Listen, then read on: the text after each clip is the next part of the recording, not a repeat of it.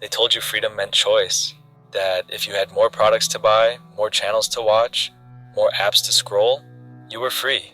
But you've probably felt it already, that something about all this isn't freedom at all. It's suffocation disguised as liberty. What if the very idea of freedom you've been fed was just another form of control? Herbert Marcuse didn't whisper this. He screamed it through his writing. That modern society doesn't oppress you by force anymore. It seduces you, distracts you, trains you to love your cage. Think about it. You're not chased by soldiers or locked in chains. You're just endlessly entertained, comfortably numbed, kept so busy choosing between distractions that you forget to ask who built the menu. They call it progress. Marcuse called it repressive tolerance, a clever trick where anything can be expressed, so long as nothing actually changes. And here's the brutal part. You're not just accepting the lie, you're participating in it, posting, swiping, chasing status, chasing stuff, living in what he called a one-dimensional reality, where your thoughts, emotions, even your rebellion, are all neatly packaged and sold back to you. But what if you stopped playing along? What if you realize the system doesn't care if you speak out, so long as you don't stop consuming? Because that's the lie they've been selling you, that you're free, when really, you're just distracted enough not to notice the bars. Marcuse argued that the most powerful control isn't brutal or loud. It's subtle, internalized, normalized, and it happens when you begin to believe that your desires are your own. But are they? Ask yourself, did you choose to want the new phone? Or were you nudged toward it through sleek marketing, dopamine-triggering notifications, and social proof engineered to look organic? Did you choose your ambition? Or did society hand you a checklist and say, here's what success looks like. Go chase it. Everyone else is. You see, this isn't oppression with chains. It's consensual control. You agree to it because they've made the cage feel exciting. Marcuse said modern capitalism doesn't just manipulate the economy. It manufactures consciousness. And once that happens, you no longer see the system as something outside of you. It becomes you. You defend it. You justify it. You even fight others who question it. Because when your identity is built on the very things that enslave you, any threat to the system feels like a threat to you. Now pause and let that sink in. When was the last time you were truly bored? Not distracted, not entertained, not stimulated, just still. It's rare, isn't it? That's intentional. Stillness breeds clarity, and clarity is dangerous in a world built on keeping you sedated. You were taught to fear silence, but silence is where truth echoes the loudest. The lie they've been selling you is that your fulfillment lies out there, in the next thing, the next scroll, the next achievement, the next identity upgrade. But Marcuse flipped that on its head. He believed true liberation comes not from having more, but from becoming aware of how your mind was shaped, aware of how your desires were designed, aware of how you were slowly turned into a predictable consumer instead of an unpredictable human being. Now here's the bitter irony.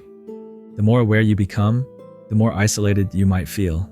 Because once you start to see through the illusion, it's hard to unsee it. You go to a party and all you hear is surface talk. You scroll online and it all starts looking like the same recycled noise. You walk into a mall and suddenly it feels less like a place of choice and more like a temple of obedience.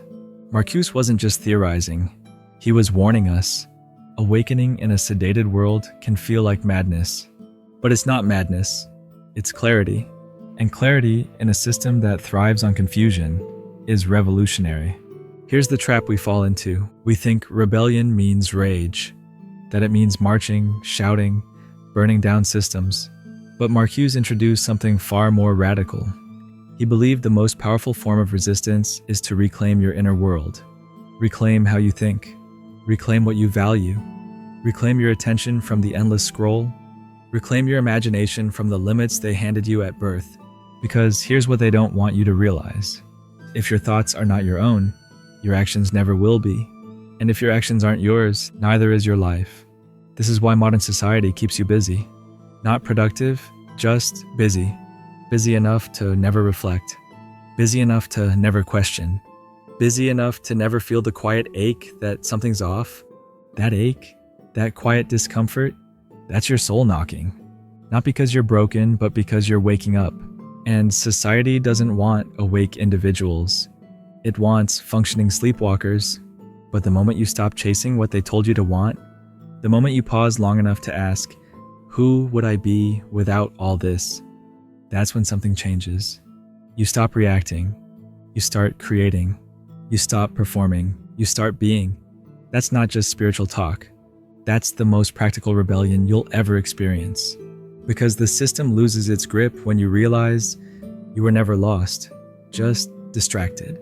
There's a reason this kind of truth feels uncomfortable, because it doesn't give you a villain to blame. It doesn't offer a quick fix. It quietly hands the responsibility back to you. And responsibility, real spiritual responsibility, is heavy. It's easier to stay distracted, to keep consuming, to keep outsourcing your thoughts, your opinions, even your personality to whatever's trending.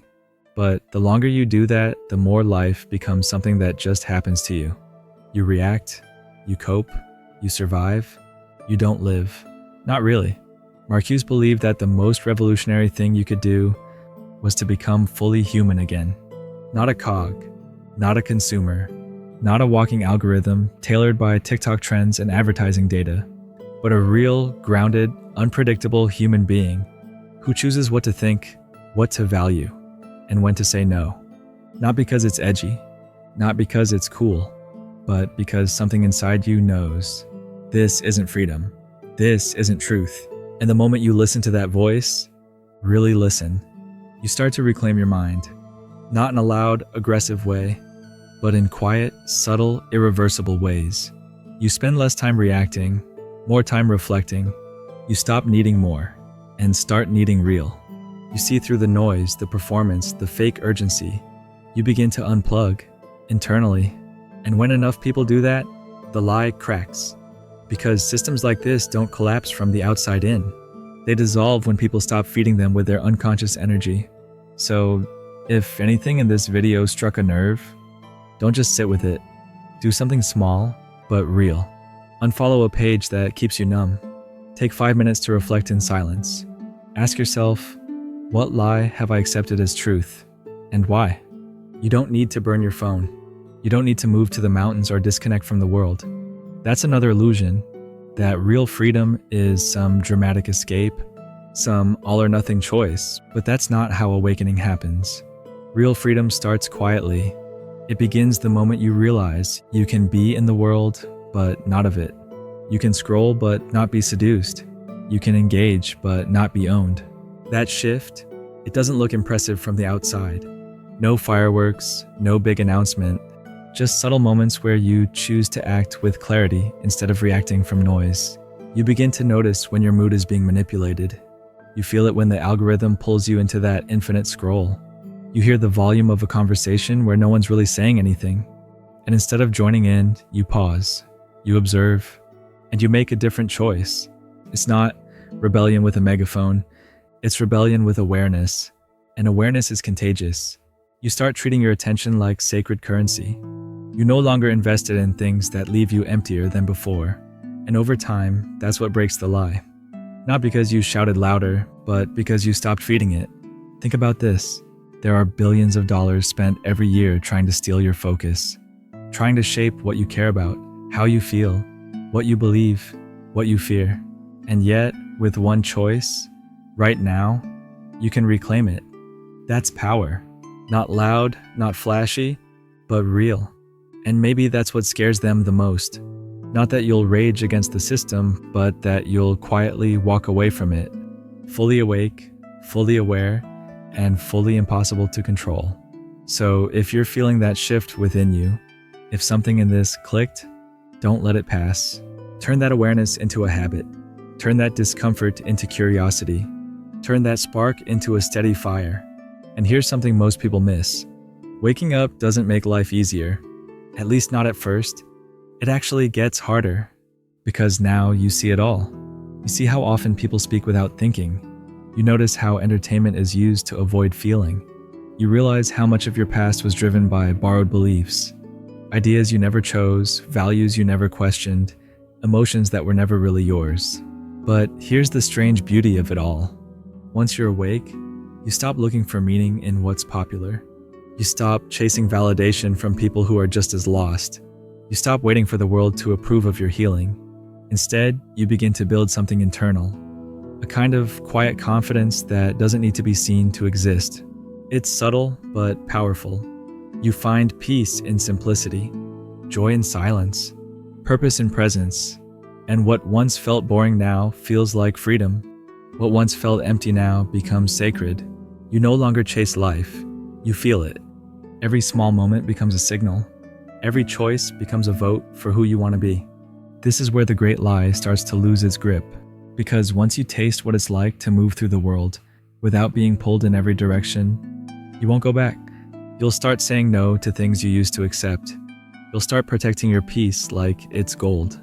You'll stop apologizing for seeing through the illusion, and eventually, you'll become the type of person others look at and say, I don't know what it is, but they're different.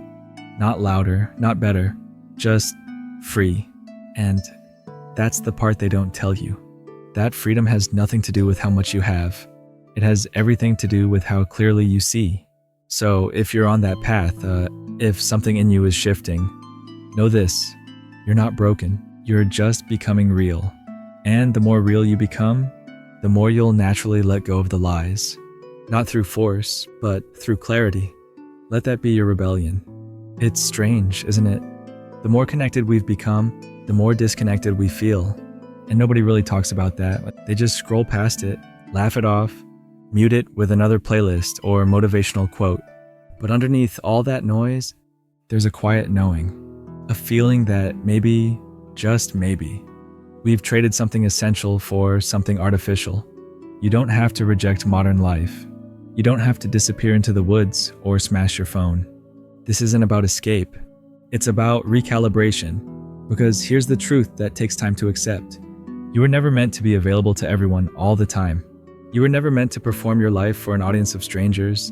You were never meant to mistake being busy for being fulfilled. You were meant to be aware, to move with intention, to think your own thoughts, even if they don't get likes, even if they go against the narrative. And you know what happens when you live like that? People start to notice, not because you're shouting louder, but because your stillness makes them uncomfortable. Your calm disrupts their chaos. Your clarity breaks the trance they're stuck in. You don't need to convince anyone of anything. Your peace becomes the proof. And slowly, without trying to be anyone, you become someone others can't ignore. Not because you're seeking power, but because you've reclaimed it from where it was leaking. Your focus, your energy, your presence, all those things that modern society tries to scatter, you gather back, quietly, steadily, patiently. And that's where something sacred begins. Not a new identity, but a return to who you were before the world told you who to be. You become less reactive, less desperate to prove something, more grounded in your own internal rhythm. And when people try to pull you back into the chaos, you smile, because you remember what it's like to be caught in it, and you know the only way out is in. At some point, you stop asking, why is the world like this? And you start asking, what do I choose to be within it? That's the moment that things shift. You stop trying to fix the noise. You just stop contributing to it. You stop feeding it your time, your energy, your peace. You no longer live on autopilot. You begin noticing the space between stimulus and response. And in that space, you find your power. Not just the power to say no, but the power to live deliberately. You won't get a trophy for this. There won't be an announcement. No one hands you a medal for reclaiming your own mind. But you'll feel it. In the way your mornings start to feel quieter. In how conversations feel less draining. In the way you stop needing external permission to slow down. And you realize this is what alignment feels like. Not a perfect life. Not a life free of struggle. But a life that actually feels like yours. And if you've made it this far in the video, that tells me something. You're not just scrolling, you're searching. Not for more information, but for integration. So here's my challenge to you. In the next 24 hours, do one small thing differently. Intentionally. Not because someone told you to, but because it aligns with you. And if you feel this message spoke to you, drop a comment below and say, I'm living my own rhythm now. Not for me, for you. Because those words, they're a declaration, a reminder, a starting point. And that's where the real momentum begins. Now take that focus and use it well.